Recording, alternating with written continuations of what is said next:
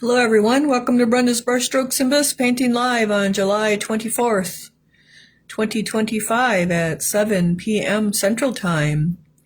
And I have in the screen our July box, which is called Pretty Poinsettias. And this is the large poinsettia candle from Donna's Molds with the top tea light topper and the tea light that you guys got. And we're doing what I call monotone technique because it's basically in shades of blue. And some of you did purchase the medium one, and we'll be doing that one in red because we'll finish the blue one tonight. And then I also had the small one, and there will be more of these. I'll update the website. So this is the small one, and we'll be doing that one in green, which will probably be our fourth class because we will get done early. And so we'll do red and green. And so you can do your piece in red or green or blue or purple or whatever color you want to do it in. So last week we did start on this piece. And I did show you how to go from the navy to the, what is our color? Wedgwood blue. And then to the white in this corner. And so we will pick up where we left off, which was the Wedgwood blue. And I think I need a, so this would be the right amount of Wedgwood blue. You can see it's probably 50-50 navy and 50 Wedgwood blue. We're back here. I think we're not quite 50-50. And so we will pick up with our Wedgwood blue, which is OS 458. So doing a piece in monotone is just using different color values of a certain color. And so for this one, we were using all blues and then the white. And then I'm using a boar bristle brush, which is a dry brush, which reminds me I need to order these tomorrow. And this is a size 5 flat, and I do carry these on the website, but I'm not sure if they're sold out or not, but I will order more because I know I'm out at the shop. And so you're going to go and get a little bit of the Wedgwood and brush that out on your paper towel or napkin or jean material or coffee filter or paper bag, whatever you're using. So you don't want to stab and dab like that. That's just going to break your bristles. You actually want to brush back and forth. I like to do an X and the back and forth because that gets the paint off of all of the bristles.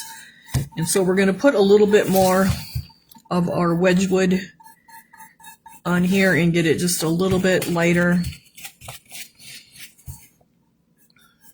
And so I'm just doing what's called dry brushing. I'm dry brushing back and forth, up and down, across all of the textures, and leaving our navy down in our deepest level.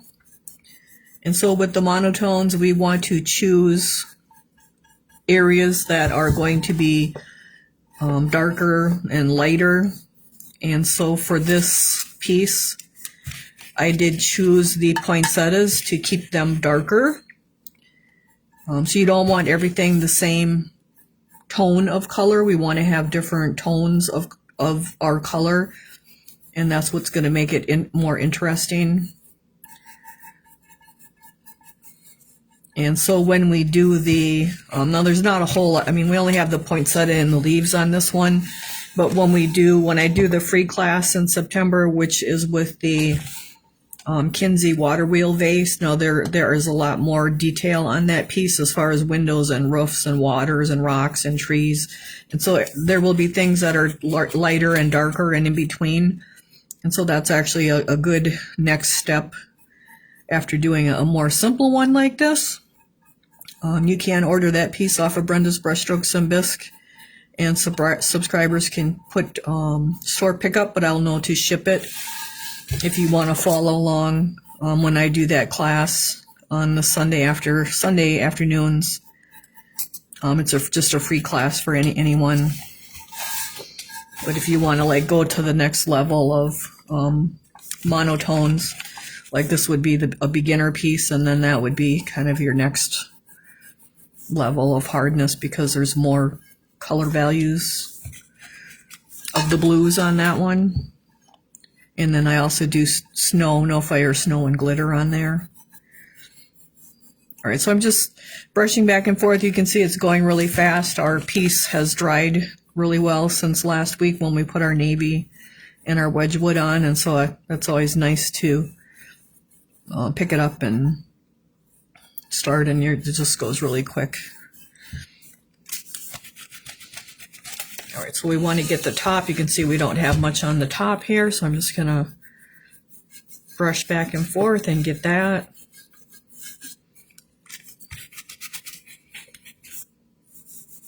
Now it does take quite a bit of dry brushing overall to get your sides to look nice. These are hard pieces to get the texture replicated, and so if you only dry brush a little bit, it's not going to look good. You're gonna want to dry brush more, because this is where the seam was. The seams were cleaned with a cleaning tool, and then sanded or smoothed with a maroon greenware file, and then I sponge them, sponge the wet or the damp sponge in circles, and then pat it to kind of get this outside texture. And so it does take quite a bit of dry brushing to get that to kind of blend in better. So if you're having problems with that, just make sure you're dry brushing it quite a bit.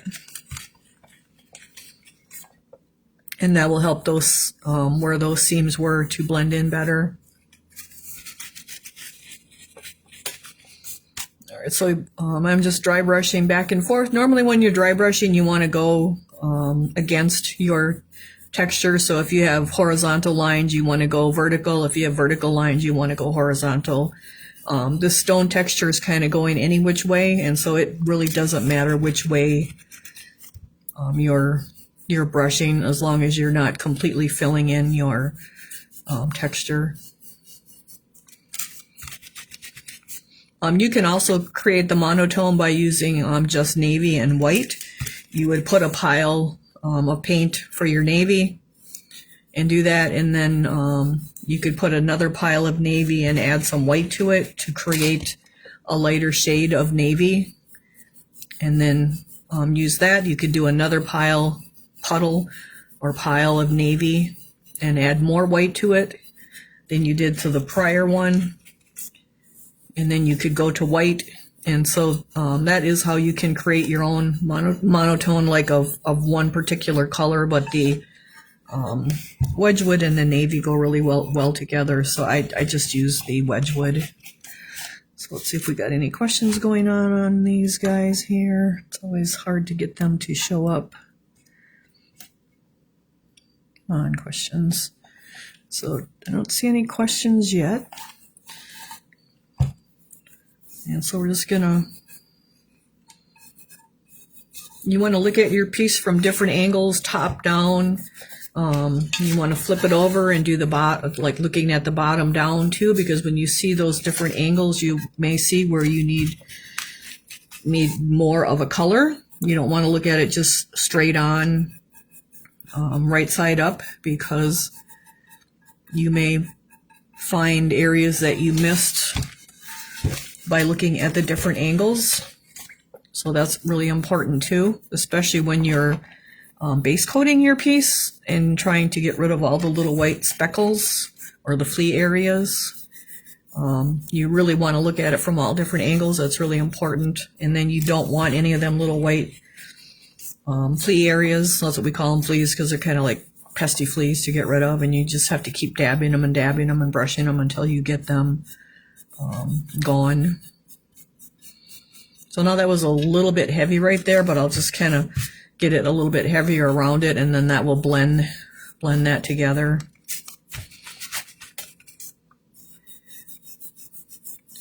And so we're just working on our middle tone of color. Now you could also use whatever blue you want, really, long as you have a dark, a medium, and a light, which our navy is our dark. You could use medium blue. Blue denim blue is not it's not that light. That's why I went with the Wedgwood. Medium blue or Wedgwood blue are probably two good colors to go with for your middle tone colors. And then you could go to baby blue if you wanted. We're going to go to white. So you can see I'm just keep brushing that and blending that in. I think what I did was when you're brushing, you want to use the tips of these. You don't want to lay your brush down and get the side, because when you get the side, you can end up with too much paint on your piece. So you want to make sure you're using the tips of those brushes. And I'm kind of got this at an angle so you guys can see it and I can see it at the same time. So I think that's kind of why I got too much there. But it's really important to use the tips of those bristles and not so much the side, because the paint does tend to build up on the sides of the brushes. And also you can take your paper towel and kind of lay your brush down when you're brushing it, and that will get that extra paint off those sides as well. If you're having trouble with that, some people will have trouble with that. All right, so we're just going to come back. You want to do lots of light layers. You don't want to do one or two heavy coats, because you want a nice soft look to your dry brushing. So like you really can't see the brush marks when I'm doing it, and so that's that nice soft look that you're going for. If it's wet and shiny, you probably have too much paint in your brush, and so you're going to want to brush it out and then come back and brush on your piece.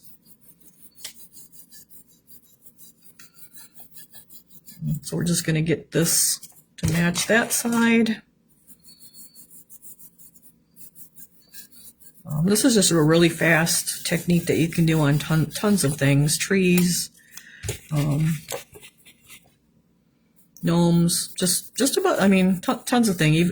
Kids even do them on, like when they do the Yeti animals and things. Like it's a good dry brushing technique to start out with. So now I'm going to come back to my top to get that a little bit lighter. Yeah, let's see if we got questions.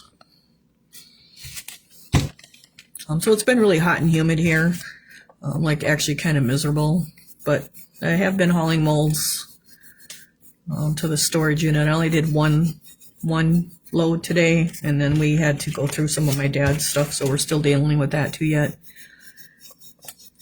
And I came back and made slip, and the kiln was already loaded, so I fired the kiln, so it should be done here by the time we're done tonight. So all I have to do is open some of the molds that I poured today when I got back, because we've had rain and showers too, and trying not to get the molds wet, because then they have that moisture in them and you get condensation in the store shipping containers, and so we don't want that for the winter. And so because it was like kind of a lot of rain was kind of predicted this afternoon, although we didn't end up with any of it.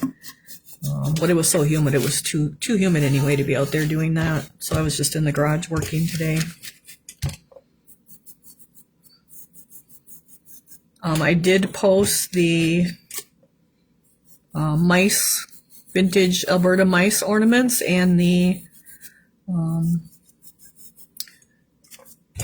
advent calendar, which is like kind of looks like a photo album with boxes in it that are decorated with numbers of 1 to 25. And then you will get 25 different Alberta mice to put in each one of those boxes. They open up. It's actually really, really cool. I will be having a live sale on Saturday, and so I'll do a live presentation of that too. It's turned out really, really awesome. So you could gift it. You could paint the ornaments and gift it. The ornaments do need to be painted. They're not painted, but you will get painting instructions. It's all kind of it's on the website. It explains what the costs are. I know it seems expensive, but what all of those things add up, believe it or not, just like anything else. And so, all right, so I think that looks pretty good. Maybe a little bit more over here. Then I always like to come back and look. When I think I'm done, come back and look at it. And sometimes you can squint your eyes, and when you look at your piece, you may see areas that are not, where it's not even. So I want a nice even look. So what I don't want is one corner looking like this and then the rest of it looking like that. I want it all even. And so this is just because we showed you guys how to go ahead if you wanted to go ahead. And I'll carry. So I will see. I use the tumbler that we got from you, and I drive ups, and it really holds ice. It really does hold ice, doesn't it? It's great because I've been using mine when I'm at the storage unit, and like it's been in the 90s, and like the humidity is like 80 or 90% here. It's just been really, really horrible. Like you just get soaking wet, and like they hold the ice. It's great. I really like them. They're good quality. And I think they're on the website. I'm gonna have to check. I thought I put all that stuff on the website, but it's good to hear that you guys are liking them too. So thank you for letting me know. So all right. So now it looks pretty good, pretty even. We're gonna go now to our white. I didn't have Dunkin' white, so I'm just using my Mako white because they're changing that over to Dunkin', and so I'm just going to use this up. So the white is OS 431 if you have the Dunkin', otherwise. All right, so my paper towel looks a little blue there, so I'm going to switch to a new paper towel. And we're going to start on the back. Again, I just go and get a little bit of my white, and that doesn't look mixed up very well. So when you look at this, you can see it's like watery in areas, so that's not good. It's not mixed up. So it's been sitting here since last week. So you want to shake that paint up really, really well so it's nice and creamy looking. That looked watery. Usually when there's colors, you can tell better. But I can tell that it's watery. All right, so now I can show you. So now this pile looks more creamy versus that watery pile. So you want your paint to be creamy. And so we're going to get our white. I'm just going to kind of work it into my brush. And I'm going to use the same blue brush because we're just going with that monotone, and it'll gradually get whiter and whiter as we get our layers on. All right, so now here's where I'm actually wiping the side of that brush. Make sure we get all that blue out of there so we don't have a big old white blue spot on it. All right, let's see. And so you just pick an area, and now we're avoiding our poinsettias and our leaves, and we're just going to dry brush the rest of it. The white goes on really pretty fast. So brush fairly lightly so you don't get too much. And brushing lightly is usually a problem for the ladies at the shop, but try to brush lightly. Like that's really kind of a clue to it, or a cue. I have a question not related to this piece. Sure, you guys can ask questions. If you Mod Podge a napkin to a piece and it's dried, you don't like it, do you know of a way to remove it? I don't. I would probably just go online and type in how to remove Mod Podge. I don't know if there's a product like alcohol on it or heat, like a heat gun or something. I'm not sure.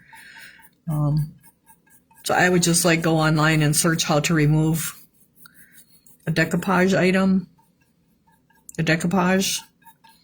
And I think there's got to be something out there to get it off. So,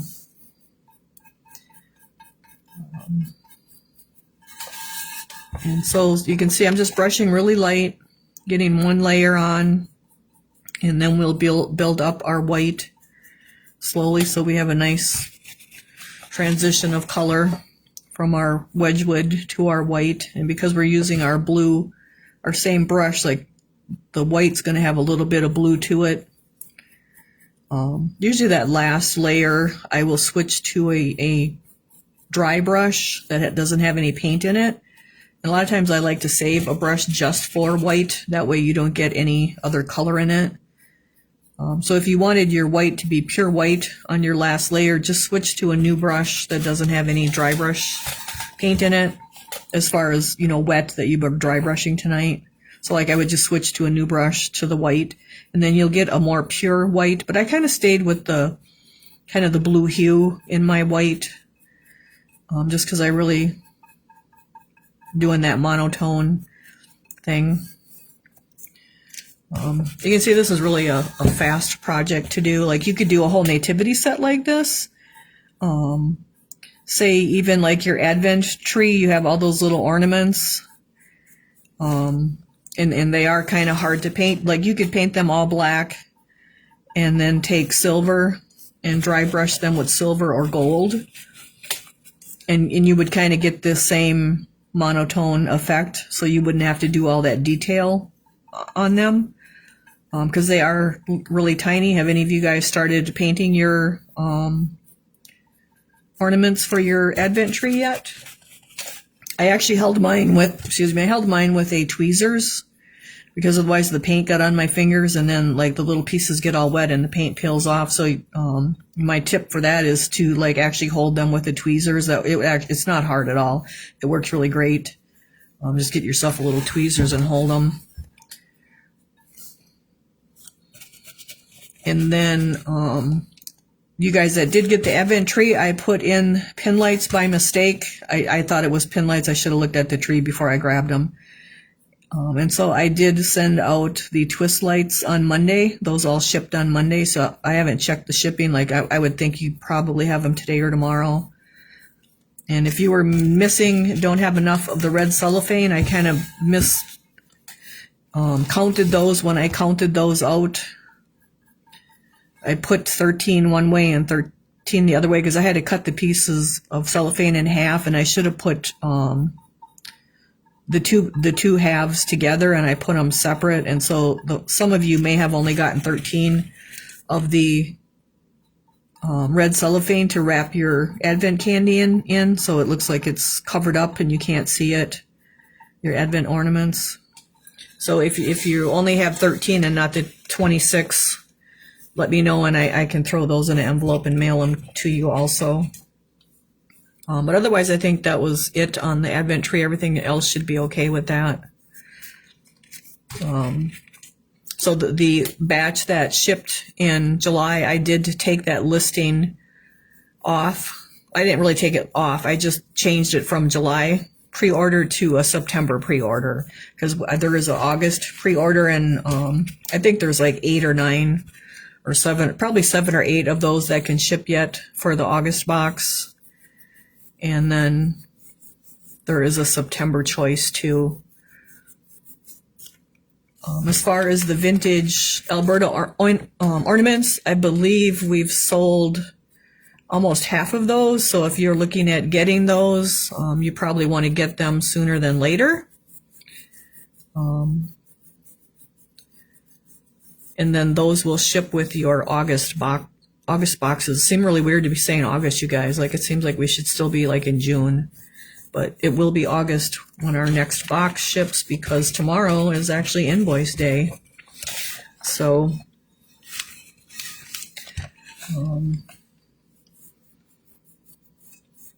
I do have the live bisque sale on Saturday, so it's on Saturday instead of Sunday because I have a screening colonoscopy on Monday and I have to do the good old clean out on Sunday. So our live sale is on Saturday, and it will just be me, like I'm trying to do it alone. So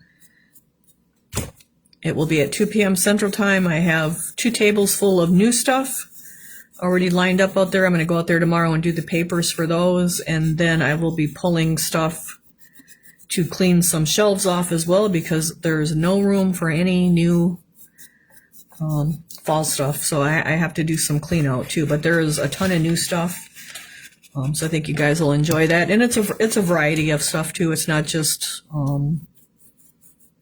like one season. There's a variety. So let's see what else. I can't really think of anything else. That's kind of the big stuff that's going on, trying to get the molds moved. Did start on the second shipping container, but there is room in the first one yet. It's just that it has to be, we got to the point where we have the big molds are on the floor, and so I have to start those in the next shipping container because we're getting up high, and the higher the shelves get, the smaller the molds are. Just because it's for lifting them off the shelf, like it wouldn't be safe to be lifting a heavy mold overhead. And so basically when I do it, I put my big molds, the biggest molds, I used to put on the bottom, but because I'm getting older, I put them on the second or the third shelf from the bottom so that I'm not lifting them off the floor. And then like kind of big on the floor, but not the hugest. And we have some really huge ones. Like I have to take them apart and carry one half and carry the other half. And so it's better not to be picking them up off the floor and instead to be picking them off the second or third shelf. And so those would be like the kind of large on the floor, the large on like shelf, the second shelf from the floor, and then the third shelf from the floor, and then like the next three shelves are more medium size molds, and then the top two shelves are like small size molds that I can like lift with one hand so that when I grab them, they're not falling on my head and hit me in the head. So that's kind of how the shelving works. If anybody's like wondering how to do their shelving. And then the other thing I do, which I'm going to have to, I was trying not to have to log the molds, but I am going to have to log them. It's just too hard to move them shelf per shelf and to get them fit the way they were, because it's just a little bit different setup in the shipping containers. And so I use a 2-inch thick by 8-inch wide by 8 feet long boards. And those are really nice to use. And I'm just talking about this because I know a lot of you are have molds and you wonder how to store them and how I do it and all that. So that's why I'm kind of talking about that while we're dry brushing here. And so for every 8 foot, I put one 8-inch. It's a bigger cement block. I think they're like 16 by 8 inches. So I put one on each end, like halfway. So let's say, I'll just show you, say this is my board. This is my cement block. I will put the board halfway on the cement block, and then the next board comes the other halfway, and then I stack up with my cement blocks. And so there's one on each end like that. So we got one on each end as far as the cement blocks, and then I also put a cement block in the middle, which is at the kind of the 4 foot mark, and then I just go up from there. So just to like, because some people have no idea how to like store their molds. You won't, for the most part, you won't have bowing of your boards if you're using those 2-inch by 8-inch boards. Like they hold the molds really well. I've used 1-inch boards and they will sag. So, and I've seen a shop that used all pallets and those sagged after years too, because like the molds are heavy. Like there's it's no joke. Like they are heavy. Molds are heavy. So then for every 4 feet basically there is a cement block, and then every 8 foot there's a board. And so I can show you, so here we have a cement block, we have our cement block, and we have another cement block and another, and then our board. So the end one does go to the end and then over the middle, and then it goes on the halfway mark here, and then it would just keep repeating like that. Then we have another stack of cement blocks and another stack. And so you have to like unstack them as a row because they're overlapping each other.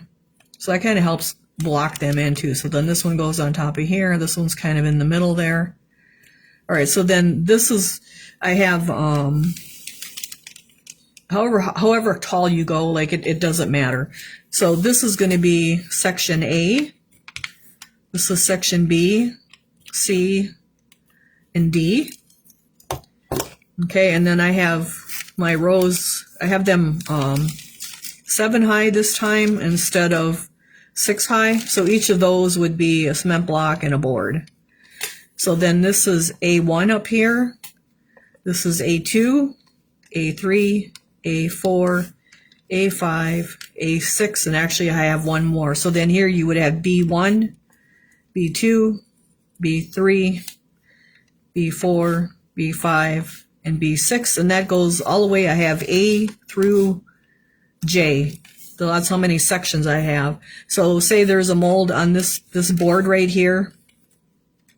Say it's a Clay Magic 671, and it's a vase. So then I go to Excel and I put Clay Magic. I put 671, which is the mold number. I put vase. And then I go to, this would be row 1, so I do R1, and then the next row is row 2, row 3, but they're all done this A, B, C through J, and then they're all A through 7 this time instead of A through 5.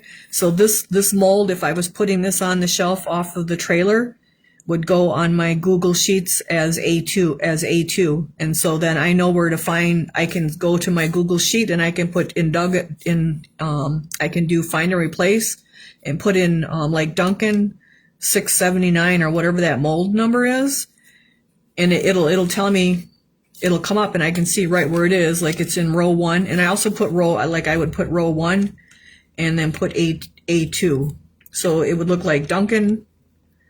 And it would look like 670 if that's the number, and say a vase. So all of that is the information that's on my Google Sheet right here. And so all that goes like that on Google Sheets. And so you could type in vase and all of your vases would come up. So it all depends what you put into your Google Sheets as to how they're going to come up. But that's my numbering system, and I have found that to be the simplest, absolute simplest way to find them later, because you can search by Duncan, you can search by the mold number, you can search by what it is. Say it's Halloween lovers, like I'd have Halloween lovers in that description, and so I can find them that way. So that's kind of how my system works. But for right now, I'm just getting them onto the shelves, and I'm going to have to take time, either late this year or early next year, and get them logged, again, to get them exactly where they're at. Although I am kind of grouping them, trying to group them together now. Like I have, let's see, let's get another piece of paper. So I'll just show you, this is the shipping container. So here's one row. And then this is one wide board. So this one is 8 inches wide. Then and it depends upon your what you're using. So then this middle one is 3 wide. And then this one is 2 wide. Because you have molds of all different size. But like this would be row 1. This is going to be row 2, this is row 3, and this is row 4. What was I going to tell you? I just lost track of what I was going to tell you guys. Crap. So that's how it would look if you're looking down at it. And I don't know what I was going to tell you what we were talking about before I showed you the darn drawing. So that's how it looks in the whole shipping container, like it goes from A all the way down to J back here. So now, I know now. So now I have like, this row is all Christmas. This is all Halloween over here. But then like this is all garden animals over here. This is, certain areas have like, these are all the Kinsey vases and rocks. This is all the Donna inserts over here. This is more of the Donna season stuff here. This is all animals over here. So I put up a piece of paper with animals or garden wherever my row is, so that when I'm taking off the trailer, I will put them in these areas now. Because we started out with one storage unit, and so they have everything in it. And like every group. And so now we have 3 storage units. And so like every storage unit has Christmas in it, and every storage unit that I'm renting has Halloween in it. It's all together because we bought out shops and picked over the years. So now I was moving them row for row, but after about 10 trailers of that, like it's not really working because of the way to get the molds to fit. And so now I'm putting them in their groups, which will make it easier if somebody gets lost, because then it should be, if it's a Christmas thing or a snowman thing, it should be in the Christmas aisle somewheres instead of in any aisle in any of the 3 units. Like it should be in the Christmas aisle, although this is the first storage unit, and then the second one is going to have, it'll still have Thanksgiving aisle and a Christmas aisle, just because we have so much of that stuff. But I do have a stoneware section. I have a scrubby section. So it kind of depends, like what you have the most of and what fits on the shelves that you have. And so we have to kind of, like, a lot of the garden stuff is really big. Big turtles and big frogs and big mushrooms and big stumps and big water bird bass. And so they take up a lot of the big space. And so you can't just put them in one shipping container. We got to spread them out to the other one, because I can't put them above my head. Like I would get killed trying to take them off the shelves because they are so heavy. And so you try to have a little organization about it so that you can find things.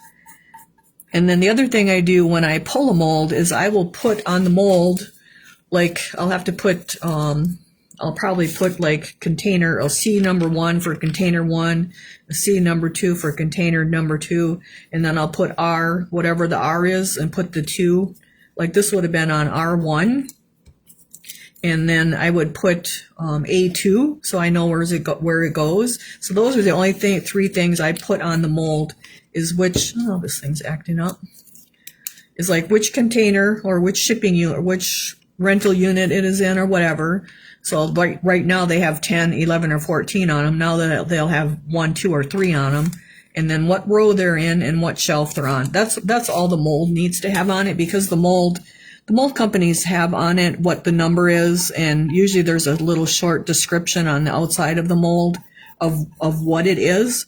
If they don't, and some of the older molds don't, I'll just take a crayon, because that's kind of a grease pencil type thing, because the Sharpies just don't last very long marking on the plaster molds.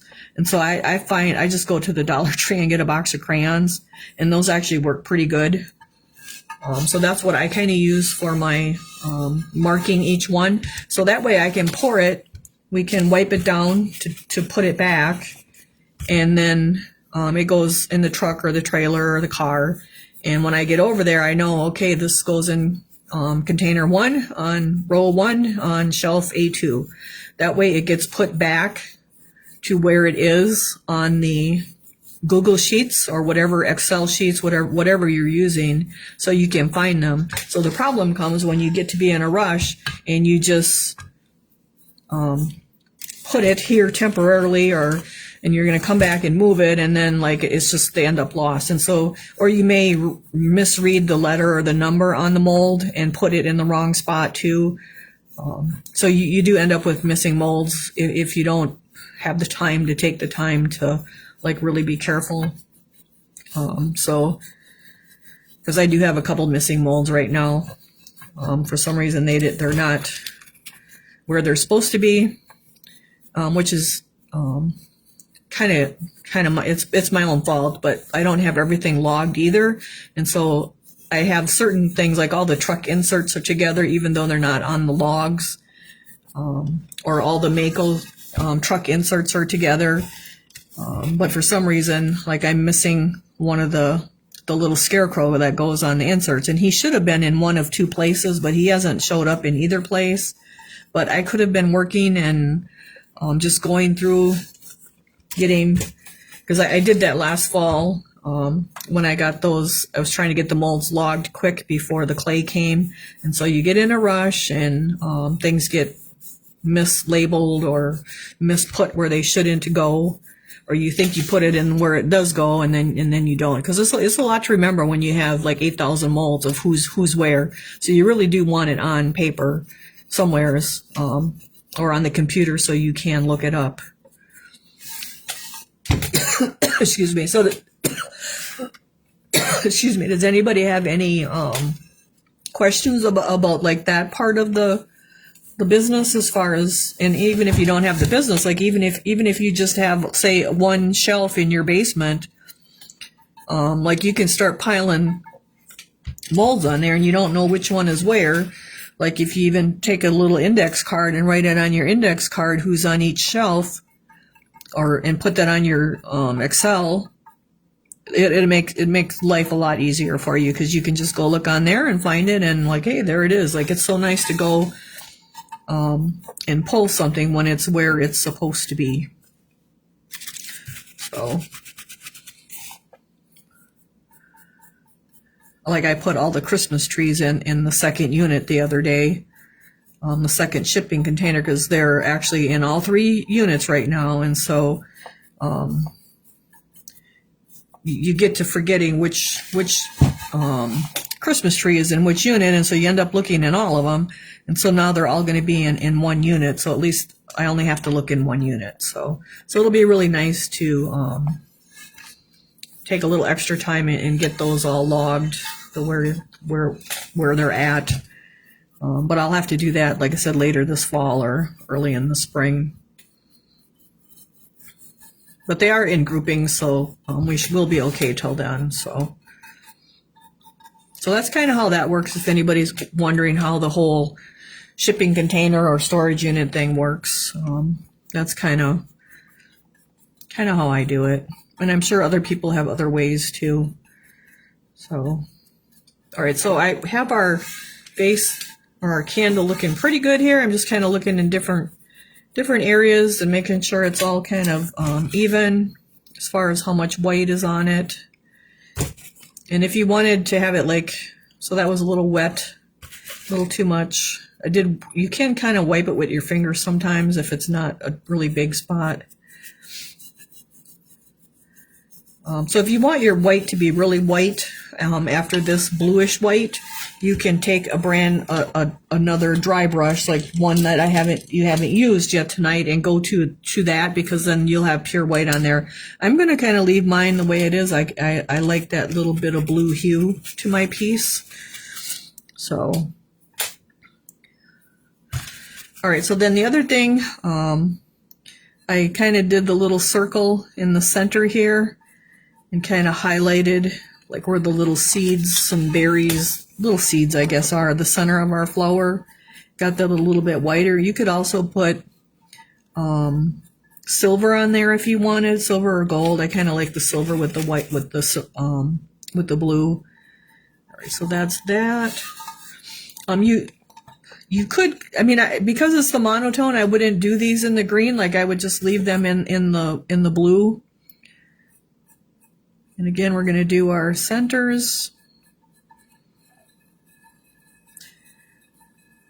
And if anyone, like, if you guys ever have a question about any of that other part of the business that's not like painting related, like how the shelving works, or even loading the molds, like there's a whole you can't just go and throw molds in a trailer and go down the road and expect when you get there to not have broken molds. Like, there's a whole process to that too, and that's a live and learn thing. I've had very few broken. We did have one load that one time we had a bunch of broken ones, and not a ton, but I learned from it. And so there is a technique, just like anything. There's a technique to packing them. So if anybody ever, and we can talk about that too. Anybody has questions about any of that stuff, you guys are always free to message me. Be glad to help. All right, so we got that part done. Our candle holder, I just left it the navy. Because I like the dragonfly glaze on it. So that's really all there is to this. If you wanted, you can highlight these a touch. with the white. I wouldn't overdo it because we don't want them to be fighting with our background. But you can highlight them just a little bit if you want. Like it's very, very light. And that'll just make them a little more dramatic. You can see now they just look a little more dramatic with that vein highlighted a little bit. But it's not much at all.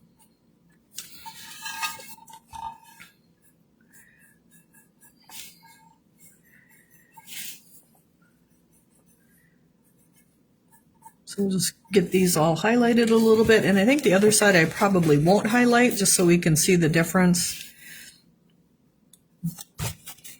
But be really careful, like brush really lightly so you're not getting them too much.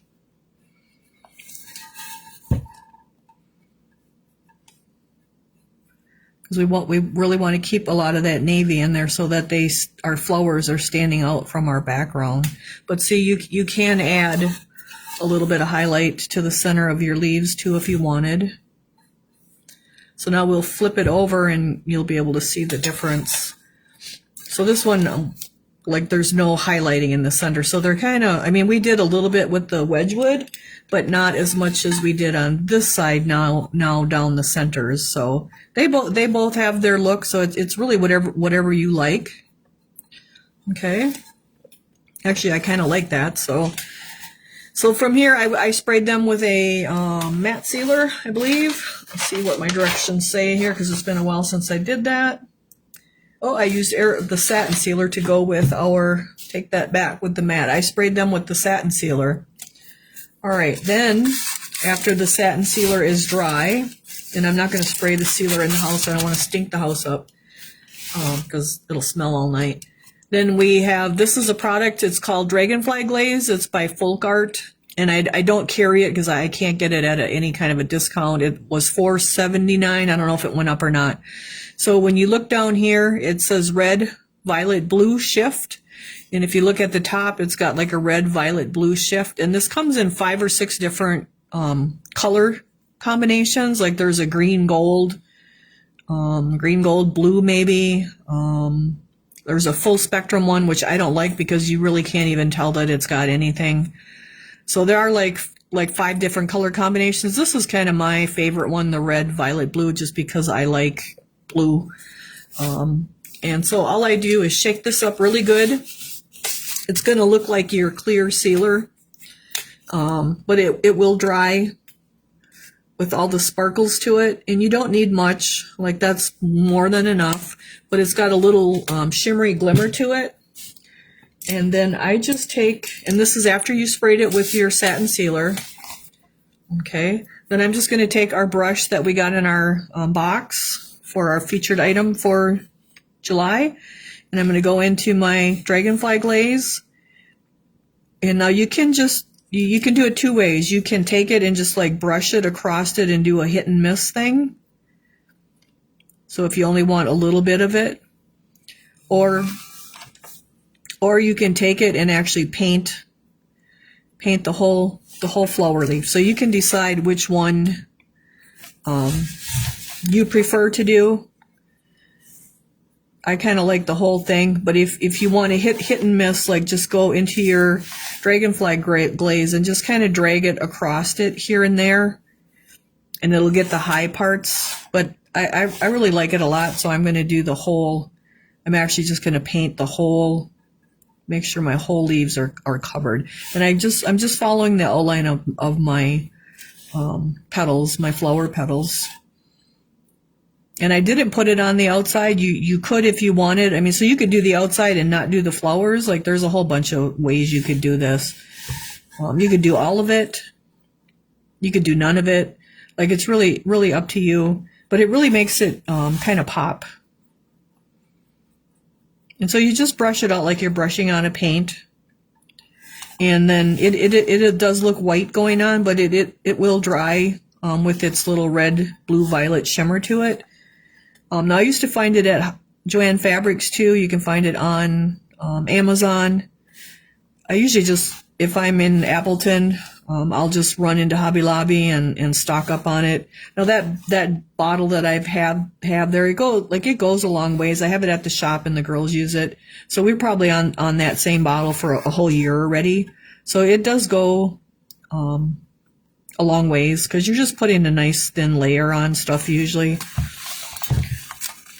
But you can see in the picture how it's getting that nice, just a nice little subtle glimmer to it, and it just really makes it pop. So that I like this on like bat wings and witches hats too.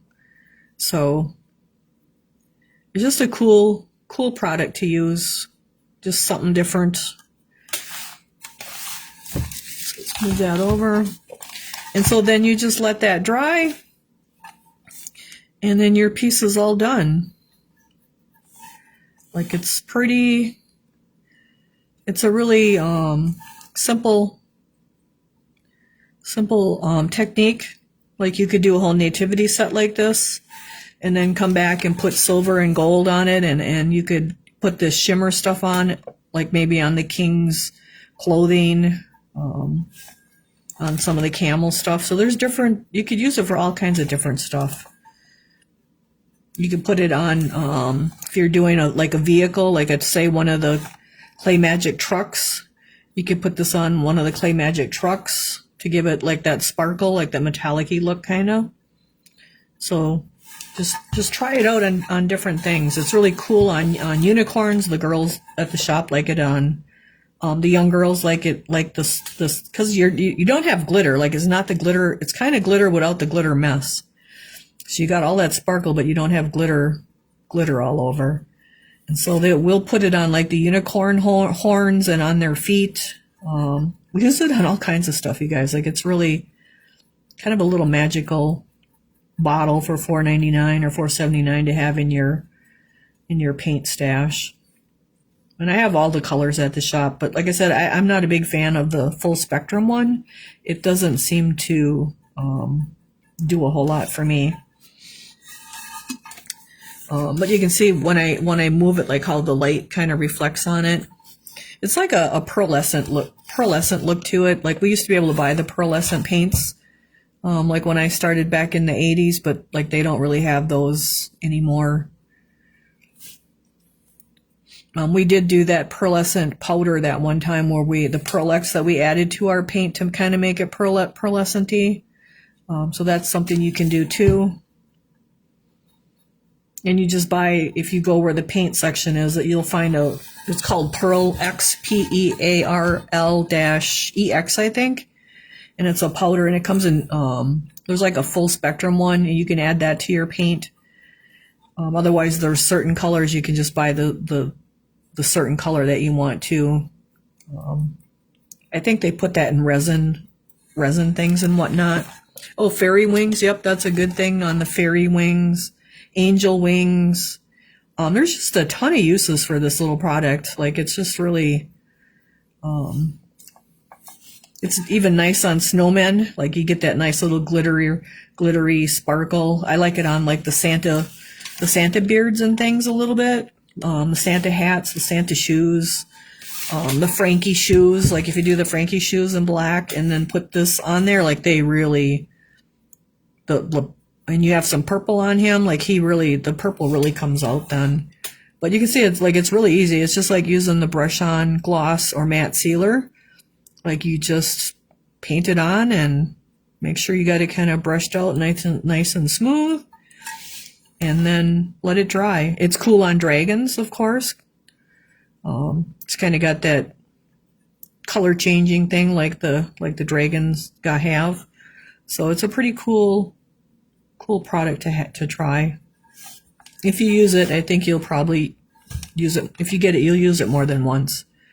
So, I mean, of course, it's not food safe, but really none of our acrylic stuff that's not fired is not food safe. So, and I even did the little stems here.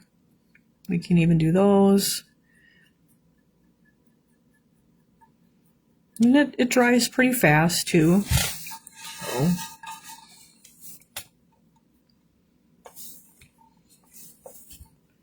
We'll come down this stem.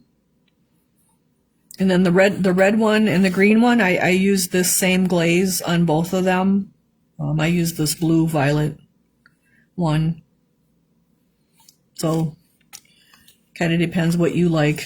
Not everybody loves blue like I do, so like there is a green gold if you're doing the green, like that would probably be cool on the green one. But it really makes the flowers like they just really stand out on that background now. So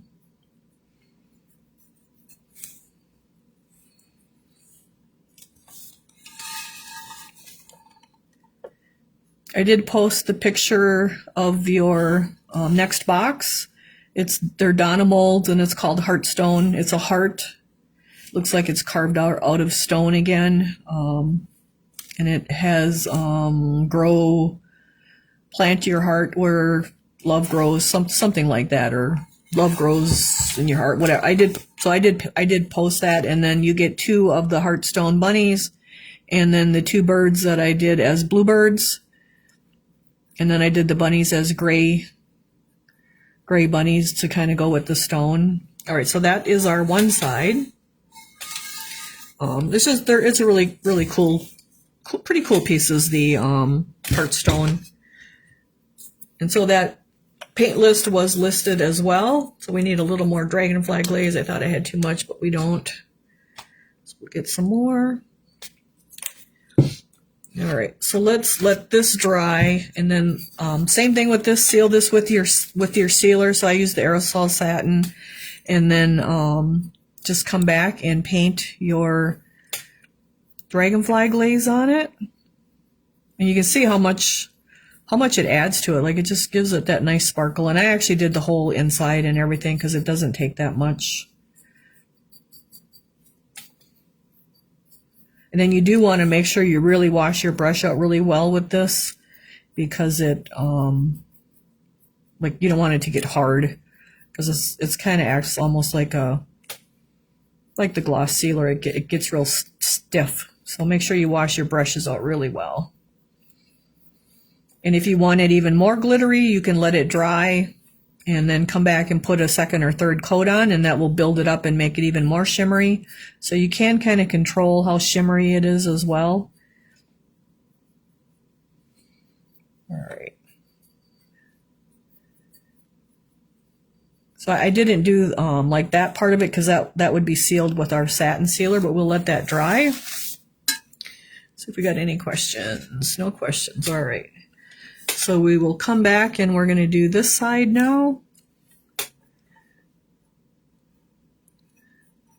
So if you want to get it's like do a really quick project, maybe you got a wedding project or something, this is like a really cool technique to do the monotone stuff with, you know, whatever piece you're kind of doing. So it's really a fast, especially if you have texture, it's really a fast technique to do. I like to do it on the Christmas, the Scioto Christmas village wreath. That's how I do that with the white and the blues. But again, like there's more details to it than just our flowers and our background, because you have the houses and the windows and the chimneys and the trees, and so you end up with a lot more different shades of your blues, doing a piece that has more to it. Like this was a pretty simple piece to do this on, because we just have our leaves and our background.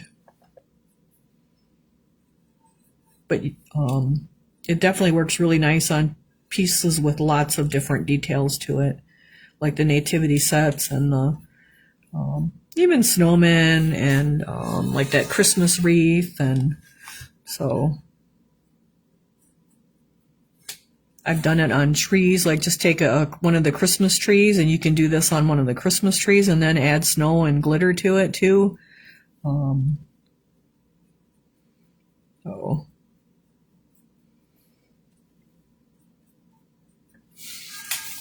And we just want to keep our fingers out of the glitter or the dragonfly glaze while it's drying.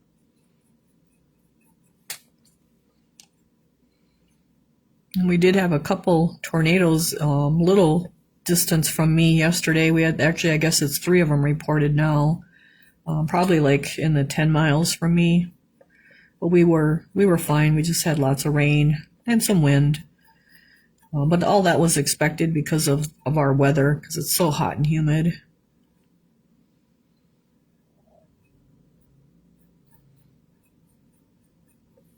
I did pull our September molds, but I'm not going to tell you what they are because then you guys get confused with what I'm shipping for which month. But I did pull those today, and I think you guys are going to be pleasantly surprised as to what they are. So I would say fallish Halloween, not exactly Halloween, but fallish Halloween. So, and then I have a bunch of little pieces that you can add on to go with it. So that's going to be kind of cool. I didn't pour them today because I didn't have enough slip. I had to make slip, but I will pour them tomorrow because I have them in the garage. So they will, after our September box ships, after our August box ships, then I'll show you what September is.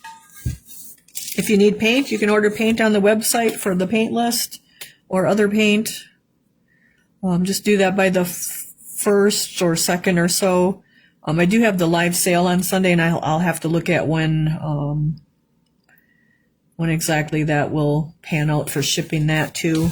You guys will get free shipping in your box if you buy anything on Saturday. So that's a huge benefit, I can tell you, for the subscribers. One of the boxes shipped, and it was over $80 to ship the box. So it's the big blue box from Walmart. So shipping usually, I can tell you, it usually ranges from around $20 a box for the 12 by 12 box, and then the next size box, which would be that green box. That's the small box from Walmart. That one usually ships for around $25 to $35. And then that the big red box will usually ship for about $35 to $55. It all depends where it's going. And then that big blue box is in the $60 to $80 range. So you guys are getting free shipping when you purchase your thing. So that's a huge benefit that you guys are getting.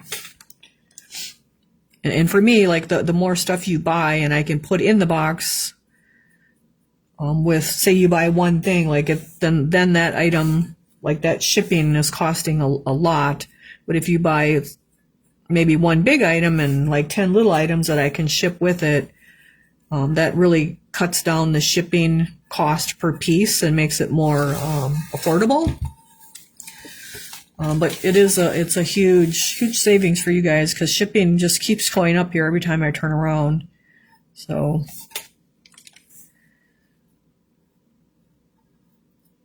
and it's kind of crazy the condition that some of those boxes were in this time when you guys shared your pictures. Like, I don't know what the heck they did with them. So that's kind of frustrating too. But fortunately, we only had one broken piece that I know of. That someone messaged me, and that was one of the poppies with the stems where you put the pipe on the back. And I did put extra bubble wrap around them, but we still did have one of those break. I do try to reinforce all the boxes. Not the 12, not your regular box so much with just the bisque box, but if you're getting extra bisque and you're in like the red, green, or blue box, I put extra cardboard, the bottom, the sides, the top, to try to reinforce that stuff.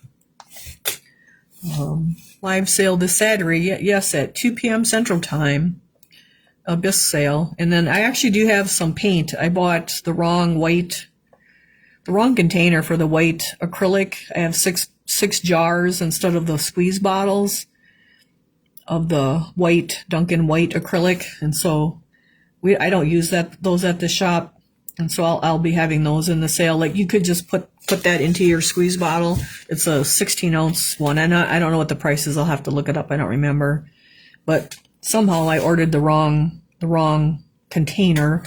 Like, I like the squeeze bottles with the top instead of the jar where you turn the lid off. So I will have 6 of those in the sale too. And then I'm going to clean some shelves off as well on top of all the new bisque that we have. And we have quite a bit of new bisque. So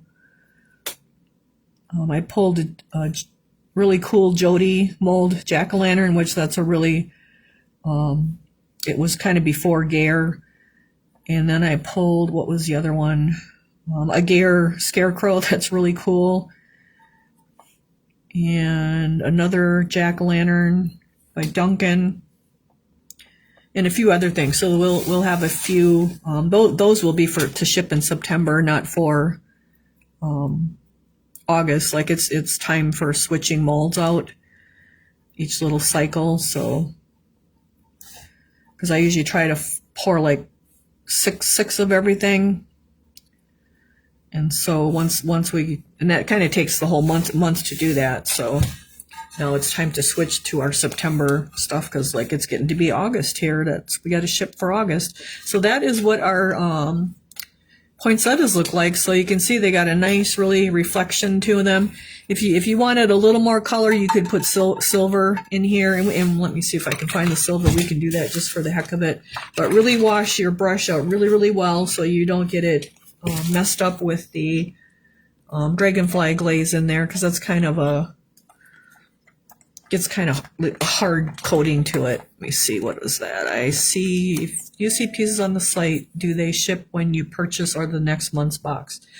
To get the free shipping, they have to ship with the next month's box. If you want it beforehand, then don't use store pickup. So if you want it to ship in and get free shipping, you're just going to use store pickup, because then I'll know to put it in your next box. But say you see something and you want it, I don't know, for whatever reason, maybe you got a birthday party. School starts here in 2 weeks. Oh my goodness. So then don't use store pickup and let it charge you shipping, because you'll have to pay the shipping, because the bisque box has a little bit of shipping built into the box to help cover some of that shipping that we just talked about, of how expensive that is. And then you can also message me that, hey, I paid for that and I paid for shipping and I want it right away. Otherwise, I wouldn't know that you want it. All right, so I'm just using our silver, our UM956. And I'm taking my liner brush and adding little dots of silver to like where the little seed things are on our flowers. So you could also do that if you wanted to add another little color to it. But even as the navy, like they're really cute just as the navy. So Tammy, if you have any questions about shipping, or if anyone else does, you can always message me. But subscribers do get free shipping as long as it ships in your next month's box. And then if something's oversized, there will be a statement on the listing that says there is a $10 or $12 or whatever fee to help cover the extra box and the extra shipping, because some things, they just take a lot of extra bubble wrap and a lot of extra packing paper, and then the box, so that like that stuff's just all adding up. And so I do have to charge a little bit on those really oversized items, which is something like the big clay magic welcomes and the advent tree. But it'll state that. But otherwise, use store pickup and I will know you're a subscriber, and to ship it in your next month's box. But sometimes people want stuff right away, and so then you just pay the shipping, use shipping instead of store pickup, and then message me and I will ship it out right away. Otherwise, usually what happens is you guys forget to use store pickup, and so it charges you shipping, and then I actually refund your shipping if I catch it. And I do try to catch it always. Like I watch for that. So, but otherwise we're putting our silver, just little silver dots in our little center of our poinsettia here to just kind of give him a little more pop of color. So it kind of goes with our sparkle there, just to show you something else you can do with it. Oop, that's a little too much silver. And I'm just dabbing it in those little indents where the little seed, the little yellow seed things are. But it just gives it a little extra color. And then we'll wash that out. Let's put that aside. Let's see if we got any other questions. Can't believe school starts already. Well, ours is good. Ours starts the last week in August usually, so we're not too far out from school starting either. All right, so I don't want to put this down because my silver and my stuff is drying, but that is our August box, which is super easy. You could do this with any color, like even the turquoise. If you did the deep turquoise and the light turquoise and the white, you could do the ultramarine, and then I usually use baby blue and white. You could use a dark purple. Like the darkest purple they have is, I'm not real happy with the dark purple. I've tried to get them to do a new one, pansy. That's really not very dark. I like to take equal parts of real red and navy, and that will make you a really deep, rich purple. And then you could use the pansy.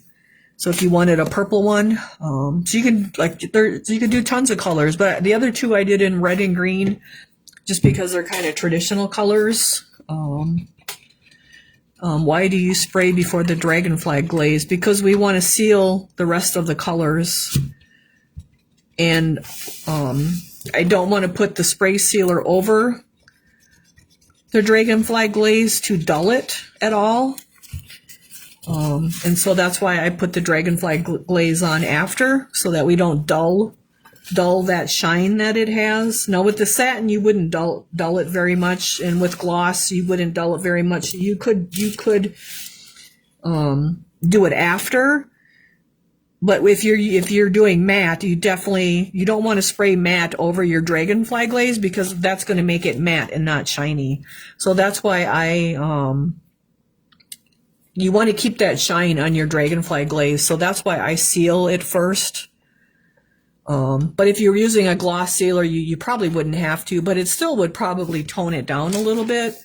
And so that's why I seal and then do the dragonfly glaze. And it's kind of like a sealer itself. So it's not that it's not going to, it's sealed. So like it's already sealed underneath it, so it's you don't have to worry about your piece not being sealed. So let me see. It makes it looks like silk. It makes it look really, really flashy. You can just see how it just shimmers. So if someone walks by it, they're going to see those colors like that changing.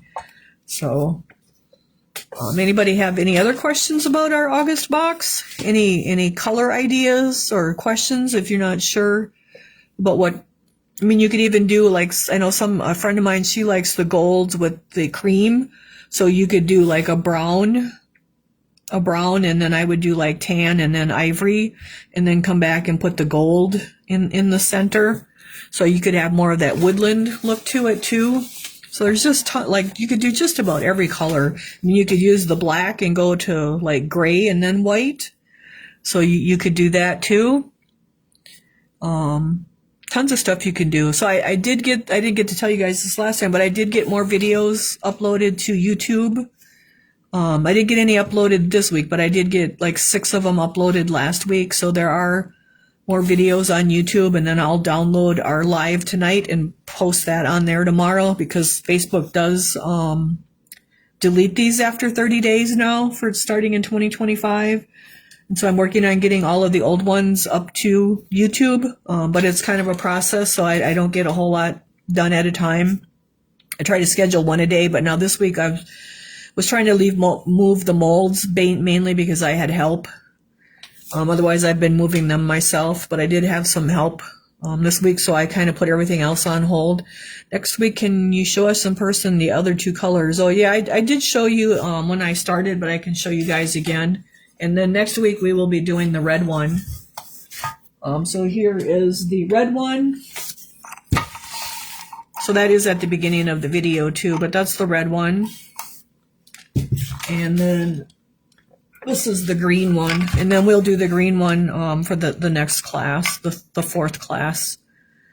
So hopefully that you guys enjoyed these, and I will update the status because I think these might be sold out online, but I do have more of them. So if you guys wanted them to ship in your August box, they could do that too. So, but this was the blue one. And so we are actually done with it and done early.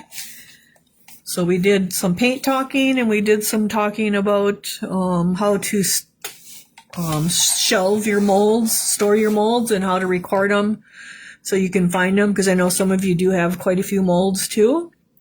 So hopefully you found that interesting. Maybe next week we will talk about how I packed the trailer. So if you go shopping maybe on Marketplace or something and find some molds, you can pack them and hopefully without breakage, because there is a little learning curve to that, so it might save you some broken pieces. So could you all three together? I don't know that all three together are going to fit on this screen. You know, there's not a whole lot of room on my screen because it's vertical and not horizontal now with Facebook. So it's kind of hard to show all three of them, but we can. Yeah, I'm not sure how well that's going to work. So, but they are really cool together. And they're even cool like with all three colors, like, or you could do them all in blue or do them all in red or do them all in green. So it's kind of hard to show them all the same. Like there's not a whole lot of room on the camera screen for that. So if you go to Brenda's Brushstrokes and Bisque, I do believe I have all three of them on there together. So you can find them on the website. So anybody have any other questions? Show them. Yeah, I tried. So, yeah, the pictures don't do them justice at all, that's for sure. So, I can't decide which color I want to do. Yeah, I'm a blue person, so I would do them in blue, but they'd be pretty to have one in blue, one in green, and one in red too. So, but like I said, the turquoise is pretty, the ultramarine is pretty, and so would the purple one be pretty. So I mean, that's really up to you. Whatever color. So anybody have any other questions? Otherwise, we're kind of done a little bit early tonight. And then, like I said, we'll have the live sale on Saturday instead of Sunday at 2 p.m. Central Time. I'm going to do purple. Yeah, purple is good. I just kind of went with the more traditional red and green and then the blue. So I think I'm going with red. Okay, well, we'll be doing red next week. So if you want to wait until then, or you do have the instructions for all three colors on your instructions. So that should help for everybody that wants to do a different color. And if you want to do a color that's not on the sheet, you just want a dark, a medium, and a light or white of whatever color you're going to do. Basically, that's basically what it is. You're just using different shades of one color. Because really this white is not as white as it looks on the screen. It's more blue. So Gail asked that one of the mice books have sold out. Yes, it has, because there's only limited, we kind of have limited paper selection.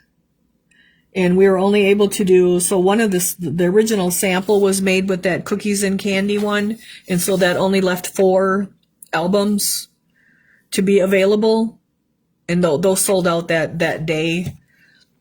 And so we have there's like 8 or 9 of them have already sold. So those 4 sold out, and there won't be more of those, because that's actually, to keep the price down, we used vintage Stampin' Up!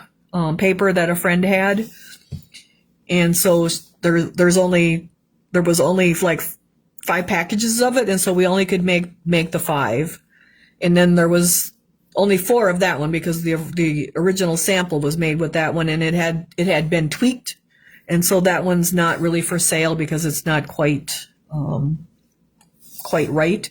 And then there is the green one with the trees on it. And then the other 2 are red and green with Santa in the train engine, and then the other one is red and green with the reindeer in the train cars. So, but they all get the same mice in them. Like that's all the same. It's just that the paper cover is different. And I believe she is making a gingerbread one, which would have the gingerbread ornaments in that we did in one of the boxes. And then I haven't looked at my gingerbread ornaments yet, but there's a ton on the shelf. And so I think that's why she was going to do a gingerbread one. But yeah, if they're sold out, like that's all there is for that current print, because we can't get any more of that paper. So. So once the mice are sold out, so even so there's 20 altogether. I can probably do some more, but like those ornaments will have been poured 20 times then, and so that's kind of what I limit how many times I pour a mold to, because you start noticing a little bit of wear on them then. So this batch of mice, there could be like another 5 on top of what we already have listed. But I would probably get a different batch. If they would sell out, I would probably then for next year get a new batch of mice ornaments, if that's the case. So, but otherwise what there is on the website is probably what there will be of this batch, but maybe another 5. So I just poured them today, and so when I clean them, I will see how worn they are. So they're the Alberta, which they are actually vintage. They were new vintage molds that I got, and so those molds, that plaster is very hard, and you can actually pour them more than you can the new molds that are made today. I don't know what it is, if there's more water in the plaster now or what, but those old molds that were made in the 70s and 80s they're heavy, and the plaster is so hard, and they don't show wear like the new molds do. So I'll see when I clean those how worn they're. Like I'll really make a point to inspect them to see how worn the molds are getting, because I don't want to sell you guys like worn out molds, worn out bisque that looks like it's worn out, because I want you guys to have good detail with your mice ornaments so that they are heirloom. Something that can be an heirloom for your family. So does that help you guys answer any questions? Otherwise, you guys can always message me too if you have questions, and I will need to check out the paint. I'm not sure. I didn't get to upload the last order to change the inventory, so there could be some paint sold out, but I would order paint before the next box ships. But I'll try to look at that stuff tomorrow. Like I said, I've been moving molds, like that was kind of the priority until the box started here again. But now it's boxing time, and mold moving is on the back burner again for a month about. So, well, 2 weeks. Then I can move molds again. So, all right, you guys, I guess that's it. Have a great week. Thanks for joining me. Hope you guys can join me Saturday at 2 Central Time, because we got lots of new bisque, and then I'm going to clean some shelves out like we did last time too, because I got to make room for this new stuff, because there just is no room. I mean, I tend to take like 12 to 15 totes of bisque to the shop every week, and so we're out of room, and we need to make room for new stuff. So I think that's about it, you guys. So thanks for joining me, and we will see you either Saturday or next Thursday. So have a great summer, because we're past the half point here, and fall's going to start rolling in. So see you guys, like I said, Saturday or Thursday. All right, bye. Thank you guys.